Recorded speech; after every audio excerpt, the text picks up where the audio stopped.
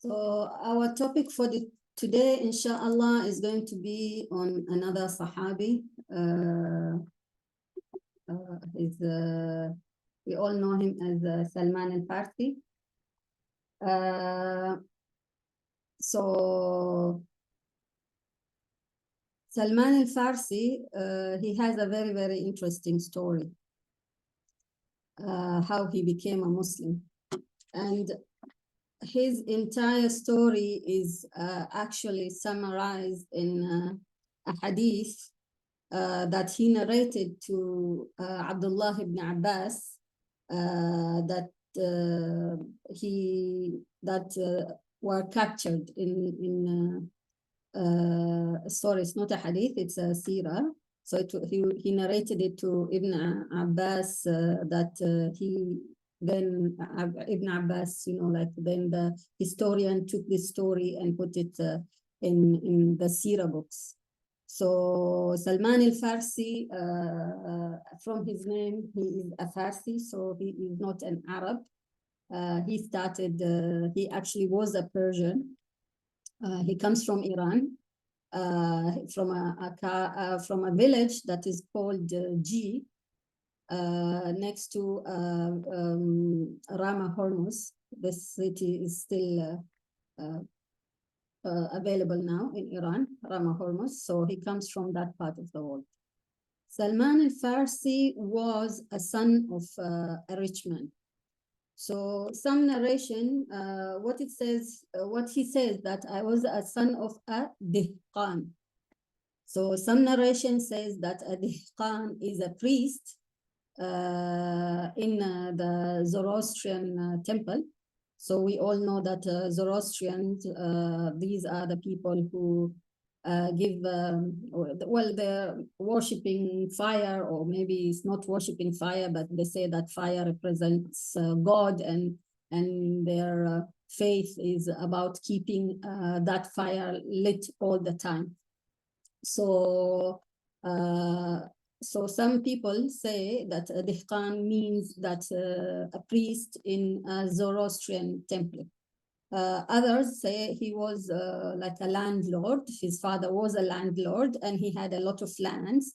And his job was like to give this land to people, and the people will use the land and cultivate, do whatever, and then give him some money as part of that land.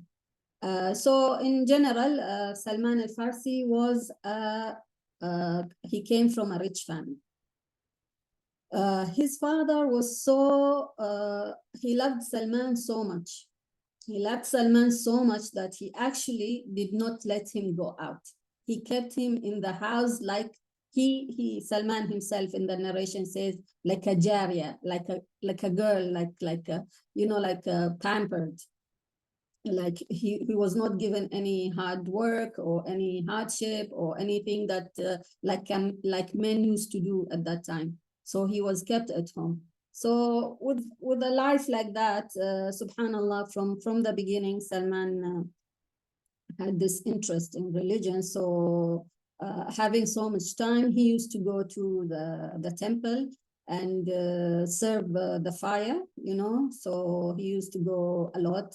And as he, became so devoted to the temple, he was risen in ranks that he became the boy that would keep that fire that they worship, alive. So he was not allowed for that fire to be extinguished. So that was his job, that he's to look after the fire and always keep it lit. So one day his father got so busy with some work that he has, and he asked Salman to go and collect money, okay, from one of these people who was supposed to pay him rent. So he trusted his son that he would go and collect the money and come back with the money.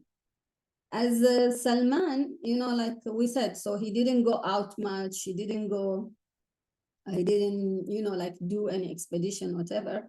As he was going to that land, he actually somehow got lost. On his way to that land, he got lost. In that path, he heard chanting or hymns of the Christians. So the Christians had a church in that place, and Salman Al-Farsi heard the songs, okay? And he got interested. So instead of going and doing whatever his dad asked him to do, he actually got so curious that he went into the church and spent so much time into the church because he became so interested in the concept of their faith. So he lost track of time, and he went to the priest of that church, and he asked him, so what is this faith? And he was asking a lot of questions, and that priest was answering those questions. From that conversation, Salman was like, he concluded that the faith of Christianity, or whatever that faith was much better than the faith that he was in. So he decided to convert to Christianity.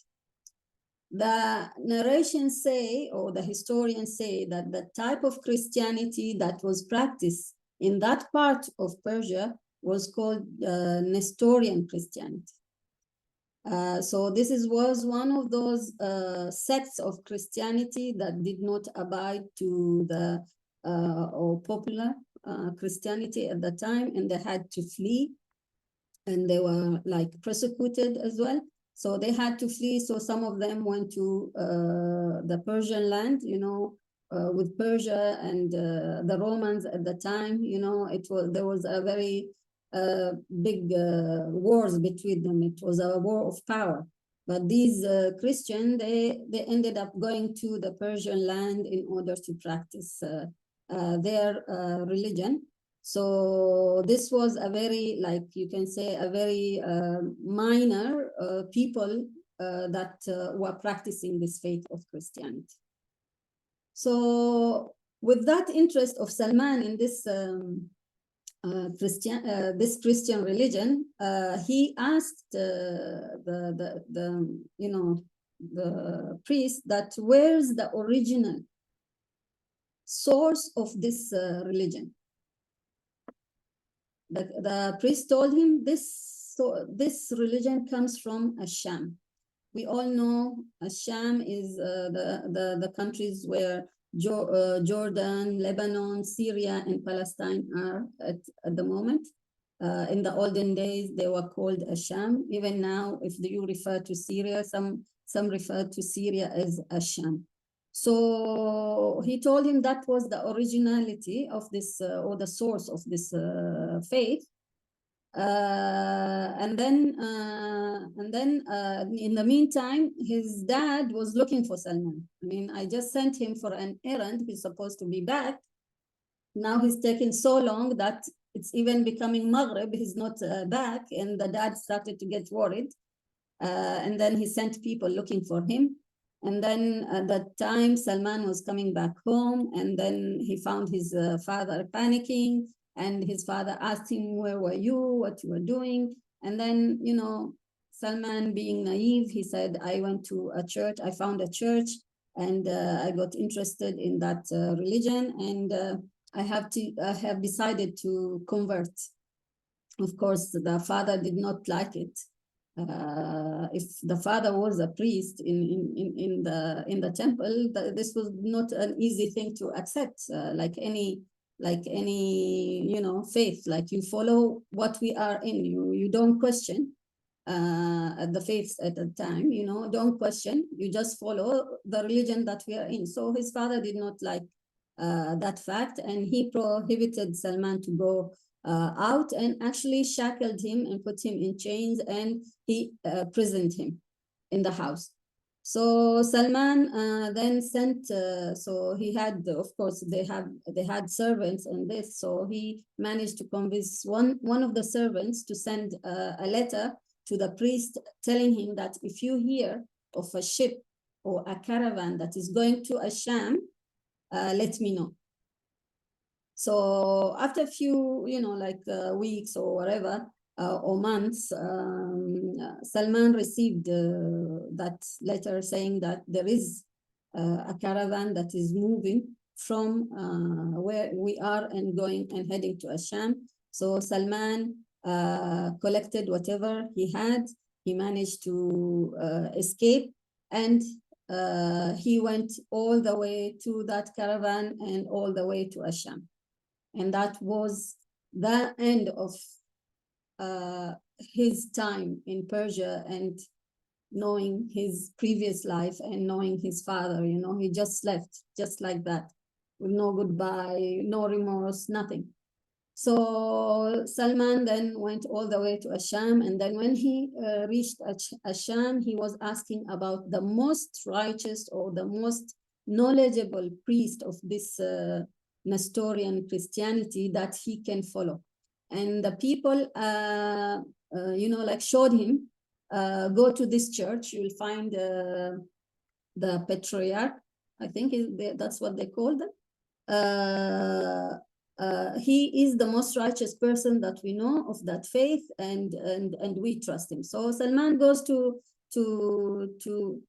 the guy, and then he tells him, I'm very much interested. I'm in this faith. I'm very much interested to be with you and learn from you and worship with you and pray with you and do everything and serve you so I can get more and more knowledge.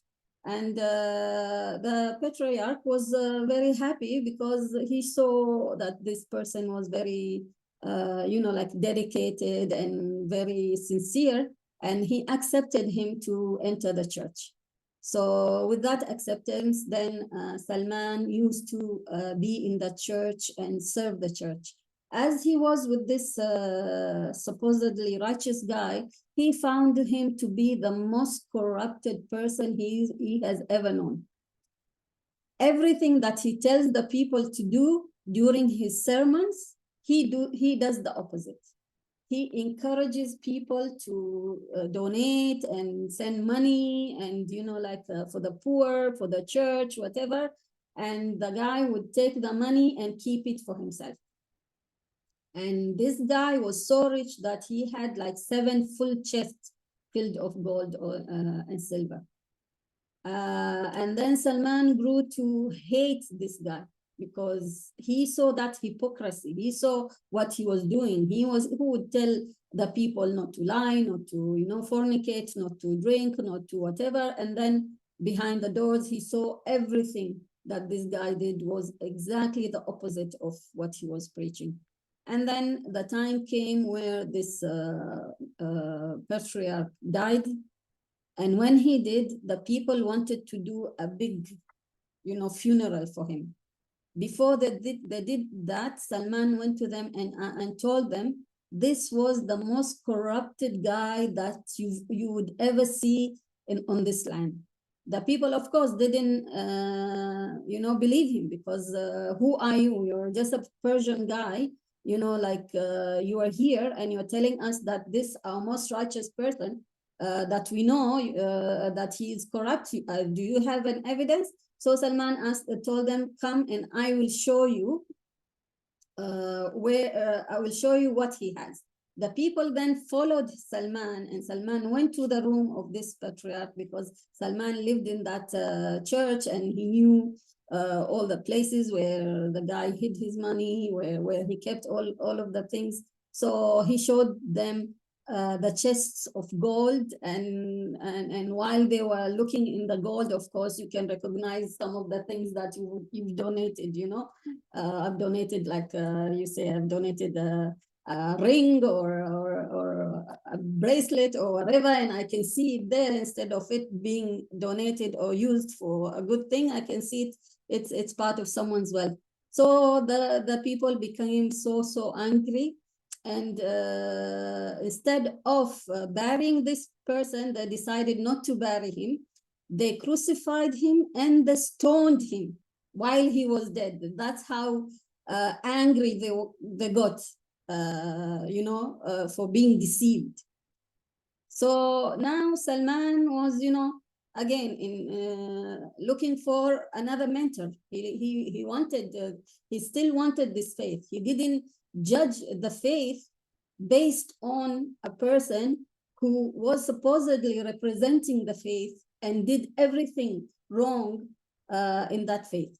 But he knew the truth, because when he learned about Christianity, he learned it back in Persia, where people did not do all of this.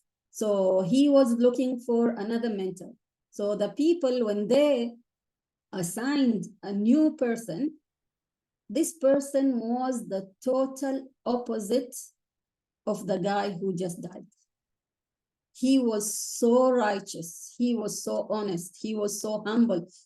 Salman says, I've never loved anyone like I love this person. And I've never seen anyone who does not pray 5 prayers a day, that is so devoted to God like this guy was. That's how much Salman loved this guy. So then he lived with this guy for some time, and this guy then started, was on his bed, the deathbed, and Salman asked the guy, I know you are going to meet God, but please, can you tell me who can I go to after you that I would be with to get that knowledge from him? This new priest told him, I don't know. As I said, this was a very small sect of Christianity, so there was not that many people practicing this type of Christianity, and a lot of them were persecuted. So of course, maybe they were hiding their faith, or they've changed their faith. So the guy said, I don't know anyone who is believing in what we believe in, except for a guy in Mosul. Mosul is in Iraq. So now Salman left Iran or Persia at the time, went to the Sham, came to Sham, now going to Mosul, again, doing what? Just seeking knowledge about his faith.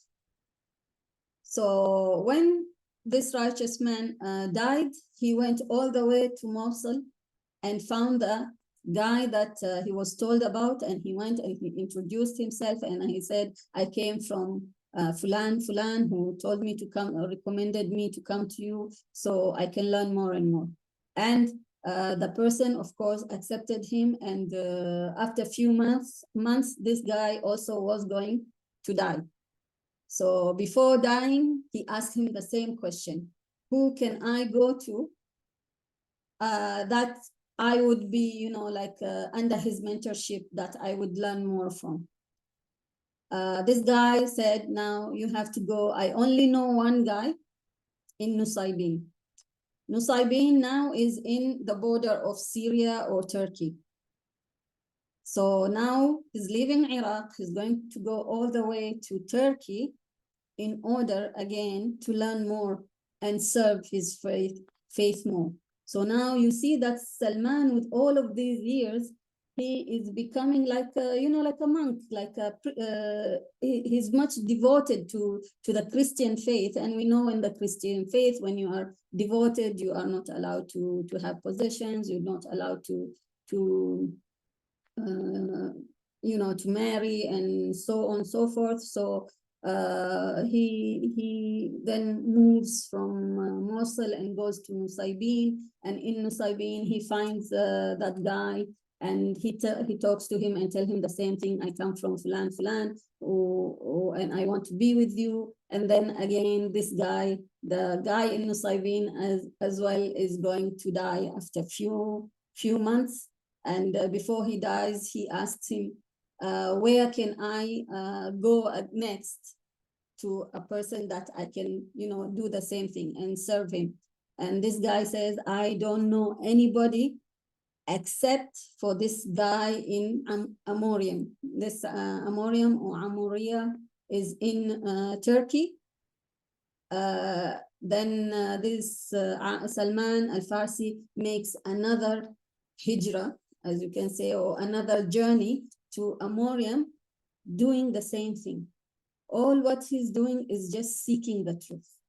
All what Salman Al-Farsi is doing is just seeking his faith. So he goes all the way to Amorium. Now the Ra narration says that he did more than 12 journeys, such journeys. You know, or the one that I've seen is just 6, but there are some narrations say more than 12 such journeys only to practice his faith. Now he's in Amorium with this other man, and then now this guy also comes to his deathbed. So Salman Al-Farsi asked him, who can I go to next? The guy says, I don't know anybody on this earth who is practicing, or I can recommend you to go to, and I know that he's righteous or pious, that is practicing what we are in, this faith of ours. But what I know, that now is the time for a prophet that will emerge in a place where there are so many date trees, and it's located between 2 volcanic mountains. So this prophet will go to this place. This will not be his birthplace, but it will be his immigration. So he will migrate to this place. So if you want to follow, then I would recommend you look for this place, because this prophet will be the last prophet, and he will be practicing the Abrahamic faith. So Salman Al-Farsi now is looking for people who would live or have know of a place such as the one that he was described. Then he comes across some Arab, and he asks them, where are you coming from? And then they say, we come from this tribe. And then he asks them, what is the name? Where is this tribe? How does it look like? Where are you located? And they tell him it has a lot of date trees and whatever. So Salman Al-Farsi hears date trees, and he says, okay, I have to go there. It will put me closer to where I want to go. As he agrees with these men to move to their place, he tells them, I have some belongings. I will sell whatever I have, you know. So now he lived in Amoria for so many years. He managed to acquire, you know, some belongings that he can sell for his journey to the Arab land. So he give these people, he tell them, I will give you all what I have, and in a promise for you to take me with you to your land. So they agreed together that they would go and you know, move to this new place. On the way, they reach a place where they were supposed to take rest, like a pit stop. They take rest and have some food and whatever. There, these people, they hit Salman, took all of his belongings, and they tied him. And then even more than that, they went and sold him as a slave. So now Salman becomes a slave, and he moves from 13 slave masters, just from one slave master to another slave master to another slave master, you know, just being sold until he is sold to a Jew person that then gifts him to another Jew in Medina. So subhanallah, you know, this difficulty or calamity of him being a slave came, yani we don't know how Allah plans things. And Allah planned it that he would reach to Medina this way, because he was seeking the truth. And Allah's way was this way, that he would then end up in Medina. So then he gets into Medina, and the minute that he sees Medina and he sees the two mountains and sees the palm trees or the date trees, he is so happy. He is so happy, forgetting that actually he was a slave, forgetting that he was just sold to another slave master that will make him work. He forgot all of that. He was just happy that I'm now in a place where I was seeking, where I wanted to be. So when he was in that situation, his new slave master, he made him work. He worked, he overworked him. He did not have any time to know anything about what is happening in Medina. All what he did was work. And if he had time, he would rest, and next day would just go and work.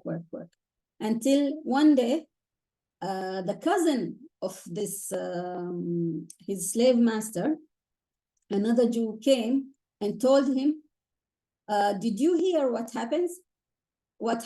And then Salman at this time was on top of a date tree, like just cleaning and taking all the leaves out, whatever. And he heard the cousin what was talking. So he was overhearing what they were talking about. So his slave master said, what is happening? What is going on? He said, the Arabs have gathered around a man who just came from Mecca, and he claims to be a prophet.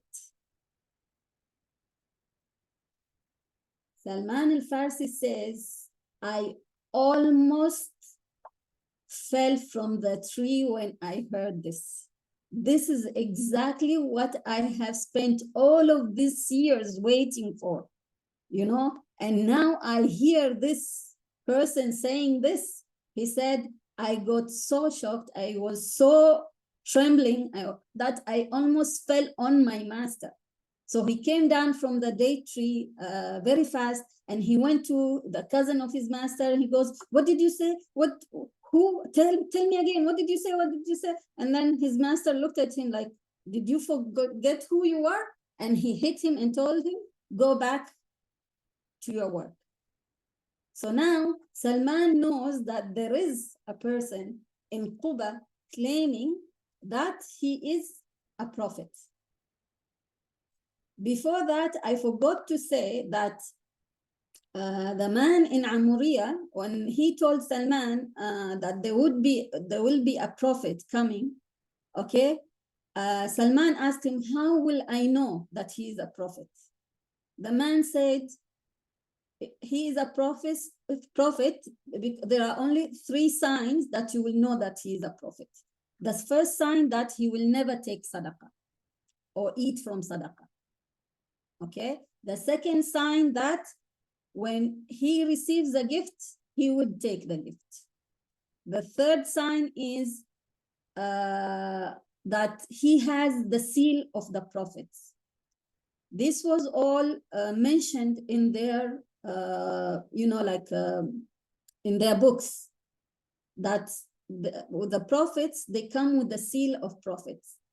The seal of the prophet, it means it's something like a mole with some hair on it, okay, and it's like round, and usually it's on their body. This is the sign that this guy is a prophet. Okay, it's like it has a specific shape, and there are some hair coming out of that. So this was the seal of the prophet. So now Salman knows that there is a man claiming to be a prophet, and he is in Medina already. Now he's planning to go and see him, and he is planning to know who is this? Is he truly a prophet or not a prophet?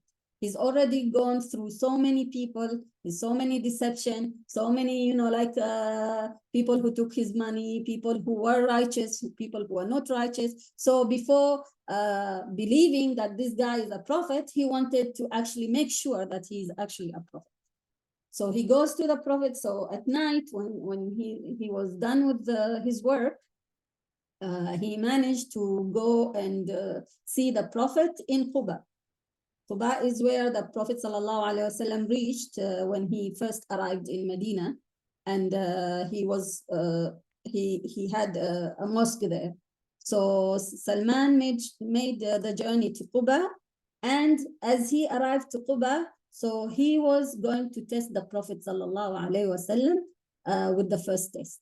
So he goes and to the Prophet and he said, "Oh, I heard that you just moved to Medina, you and your companions, and that you came with nothing.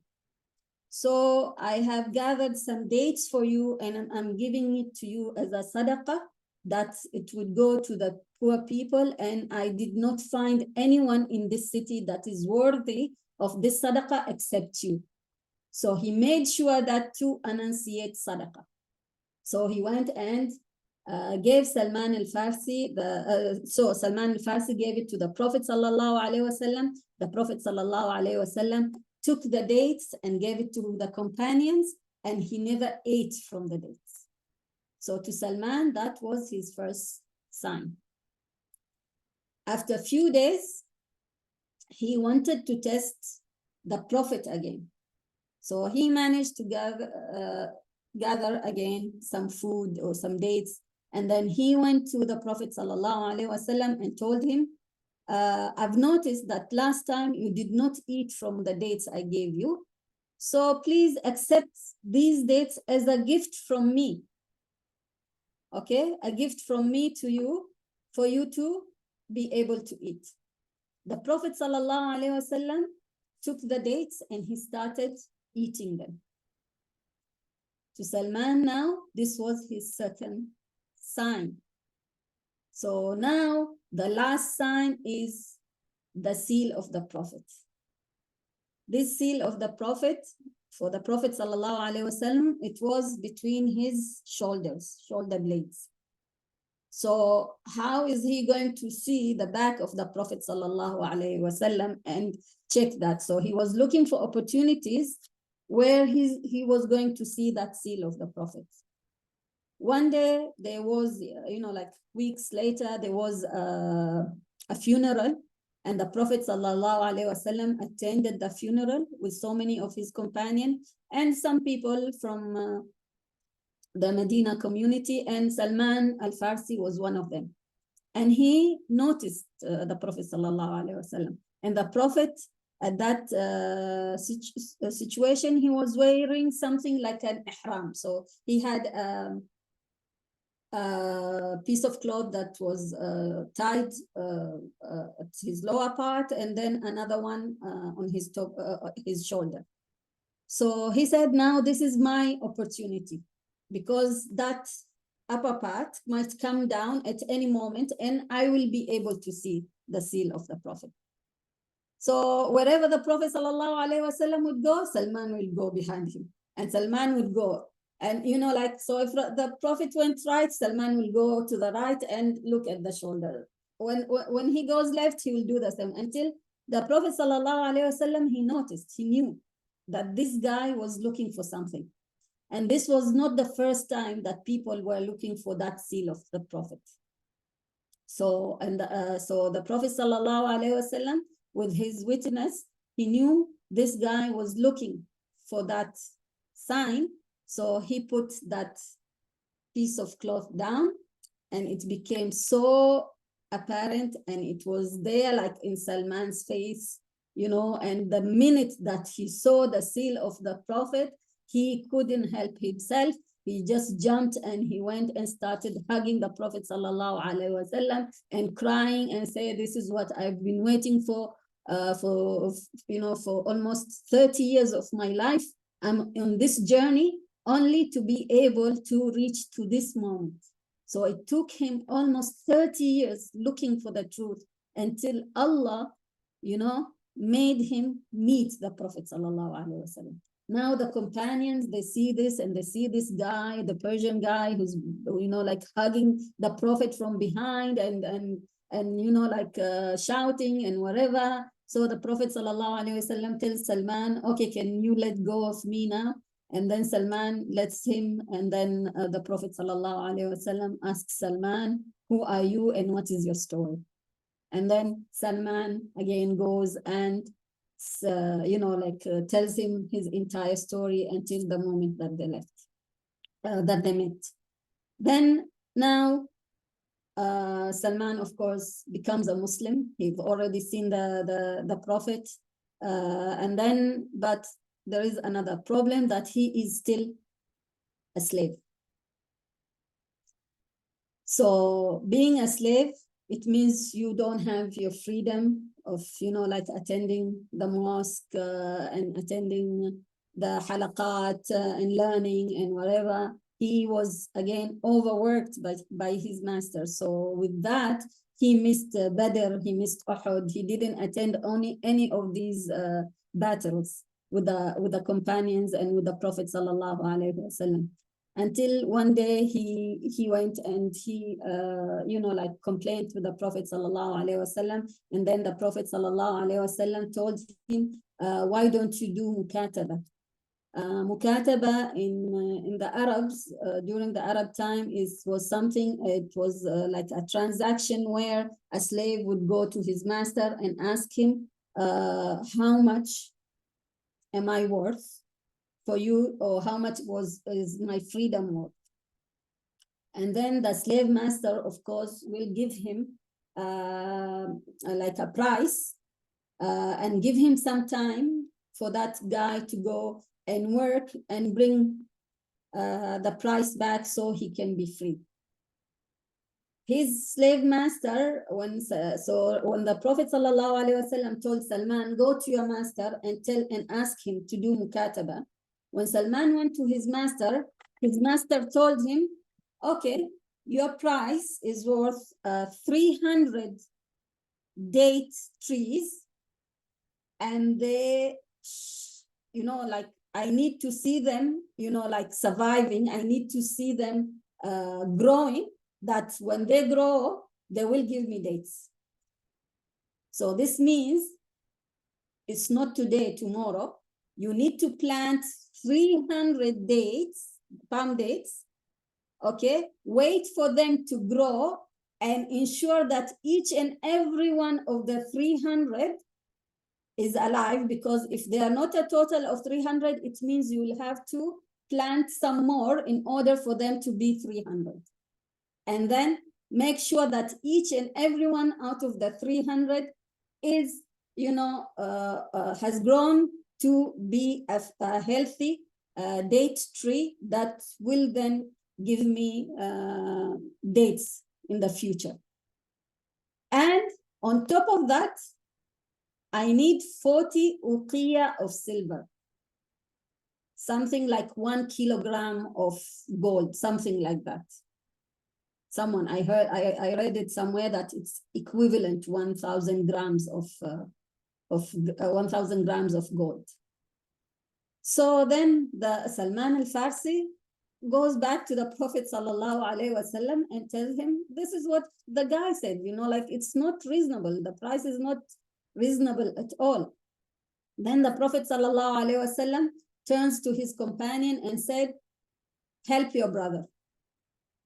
So the companions of the Prophet sallallahu alaihi wasallam, what they did, every one of them started donating seedlings. So it's not seed that it starts from scratch, but it's already a seedling, like when you go and you plant it, it's already grown a little bit. So it's just a matter of it growing up. So they started donating, someone who came with 1, with 10, with 20, with whatever, until he completed the 300. Then the Prophet ﷺ told him, now go and dig 300 holes and do not plant them until I come. So Salman Alfarsi goes and start digging, and the companion of the Prophet ﷺ went with him, and they started helping him to dig 300 holes in order to plant these seeds. Then once they were done digging the holes, they went back to the Prophet ﷺ and told him that now it's ready. Then the Prophet ﷺ took each and every seedling, put it on the ground, buried it with his own hand, and he did dua. This is in order for God to bless the tree and grow. He did this with 300 seedling, bending down, putting the seedling, like burying it and saying dua to it.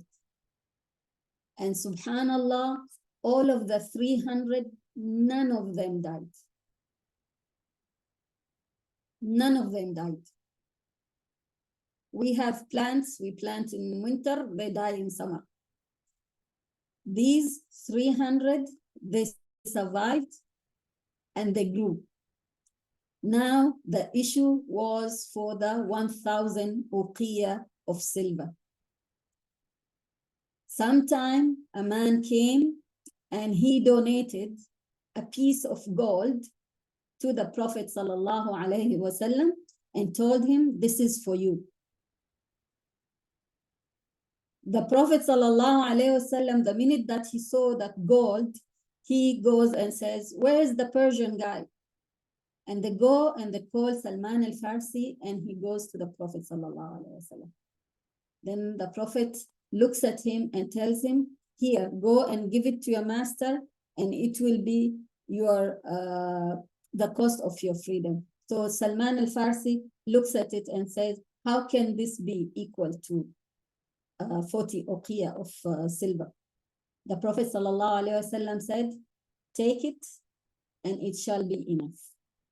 Then they go and they weigh the gold, and it becomes exactly the price of 40 uqiyah of silver. And with that, Salman Al-Farsi then gains his freedom, and he buys himself from his master, and he becomes free.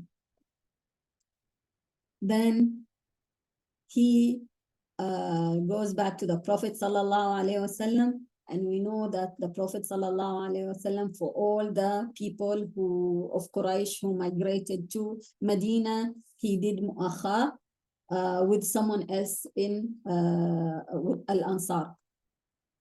So he did mu'akha between Salman Al-Farsi and Abu Darda. So after Salman Al-Farsi becoming a Muslim, I think this Salman was his Muslim name. He had a previous name, but it's a little bit difficult for me to pronounce.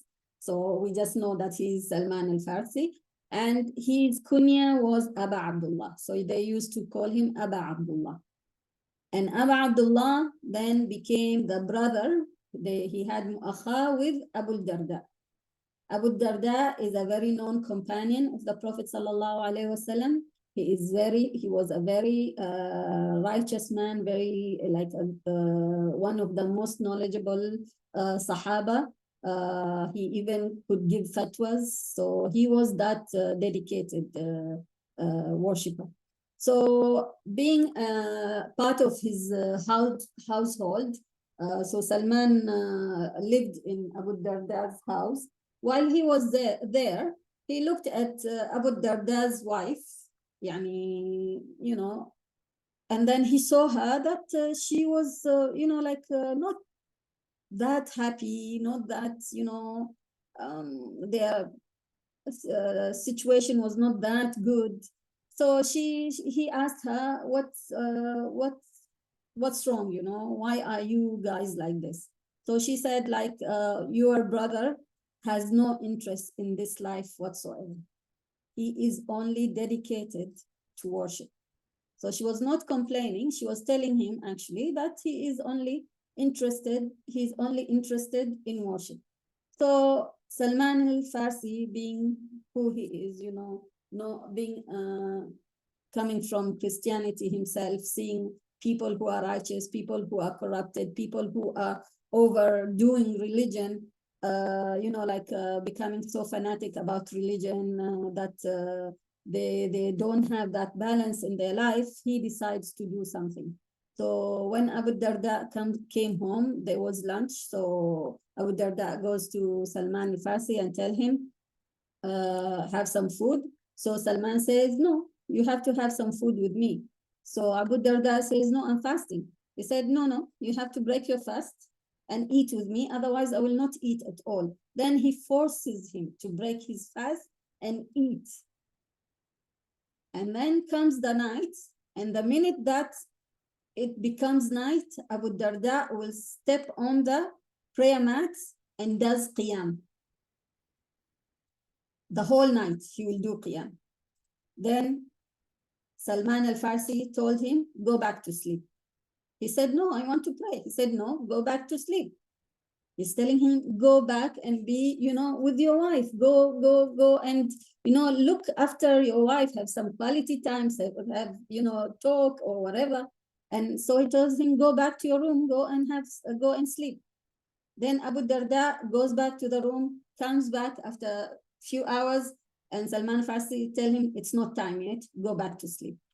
Then after, when it's almost the third of the night left, Salman Al-Farsi himself then goes and wakes Abu Darda, and then he told him, come and we will pray together. And they started praying, and then he looks at Abu Darda and tell him, Inna linafsika alayka haqq, wa li ahlika alayka haqq, wa li dinika alayka haqq. So you have to be balanced. You have to take care of yourself. You have to give rights to your family, and you have to give right to your worship. You don't overdo one thing over the other. So then Abu Darda looks at him and is like, who are you? To tell me this? So he goes to the Prophet ﷺ and starts complaining and says, you gave me a brother that will not let me fast. He will break my fast, and he will not let me do qiyam. And, and he tells me that inna li nafsika haqq, wa li badanika haqq, wa li ahlika haqq, and wa li rabbika haqq. And the Prophet ﷺ looks at Abu Darda and said, صدق سلمان هو أفقه منك. So Salman said the truth. He knew about this matter more than you did. So with that, showed us that as Muslim, we shouldn't be overdoing some of the worship that we are doing. Everything has to be in balance. From then,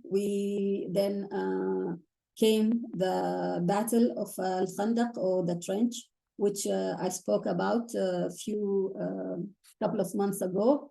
And we know from that Salman Al-Farsi had a big contribution in this battle, where all the Quraysh have gathered.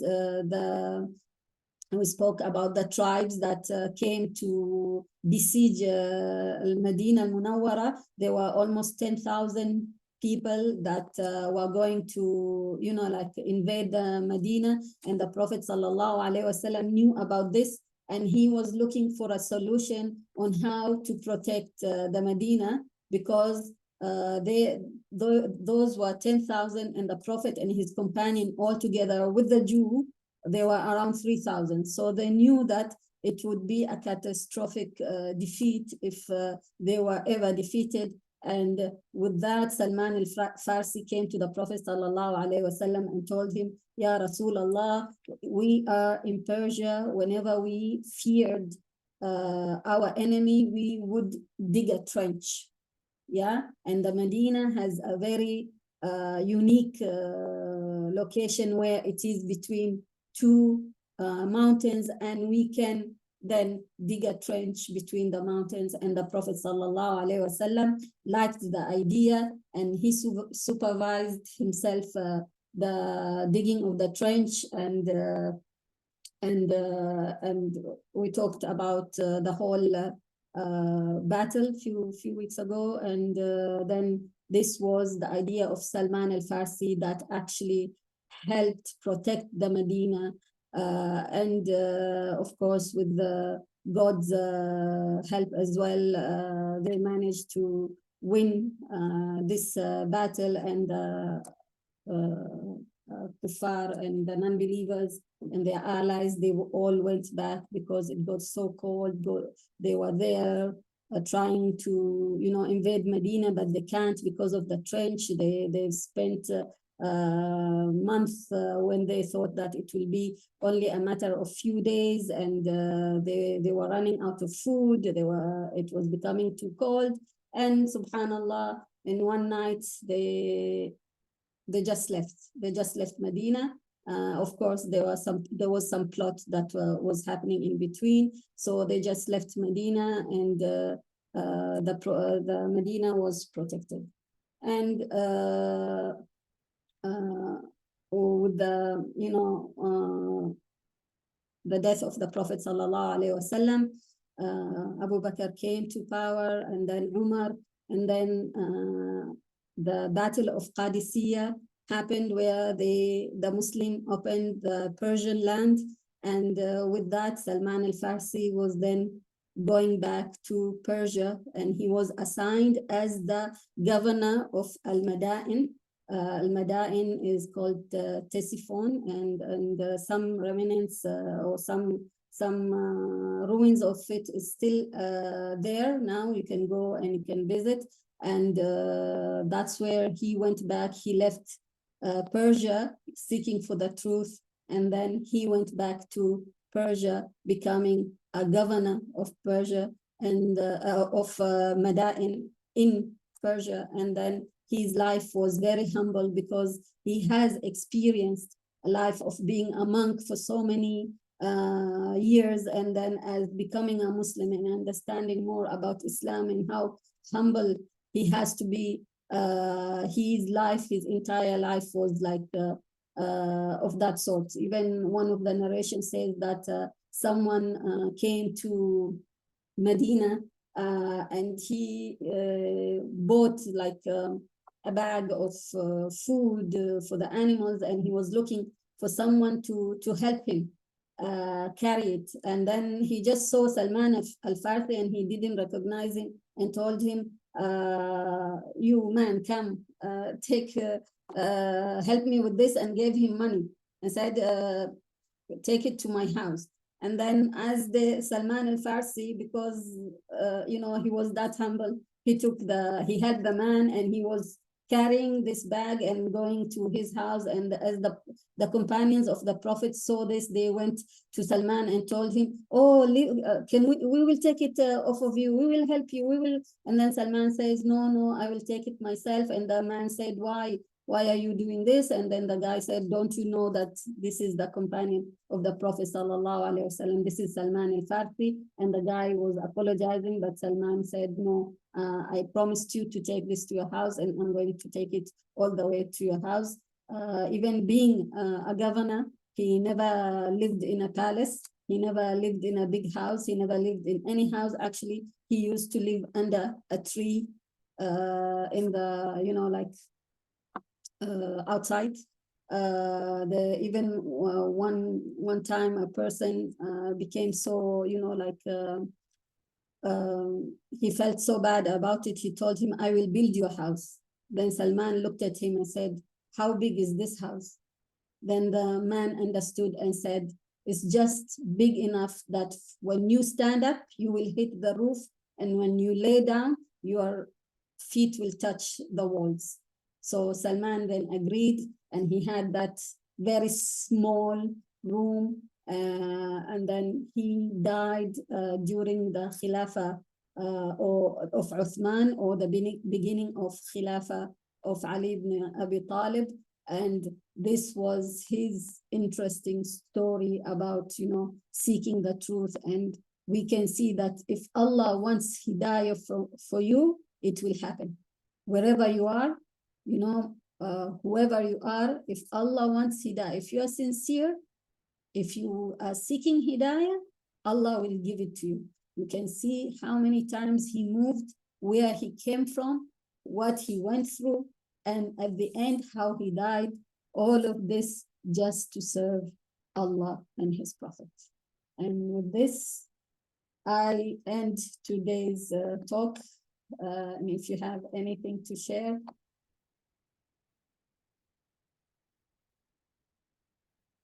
you are more than welcome.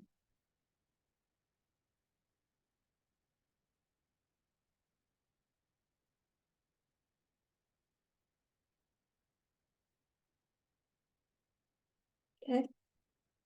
So I guess no one has anything.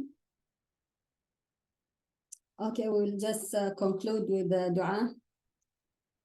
اللهم اجعل اجتماعنا هذا اجتماعا مرحوما وتفرقنا من بعده تفرقا معصوما ولا تجعل منا ولا معنا آثما ولا محروما وصلى اللهم وسلم على سيدنا محمد وعلى آله وصحبه أجمعين سبحانك اللهم وبحمدك نشهد أن لا إله إلا أنت نستغفرك ونتوب إليك سبحان ربك رب العزة عما يصفون وسلام على المرسلين والحمد لله رب العالمين اللهم انصر إخواننا المجاهدين في غزة اللهم انصر إخواننا المستضعفين في غزة وفي سوريا وفي السودان وفي اليمن اللهم دمر اليهود ومن والاهم اللهم لا تجعل لهم باقية ولا تجعل لهم في القدس راية ولا في غزة غاية اللهم زلزل الأرض تحت أقدامهم اللهم أرنا عجائب قدرتك فيهم يا رب العالمين وصلى الله على سيدنا محمد وعلى آله وصحبه أجمعين. Thank you very much and inshallah see you next week.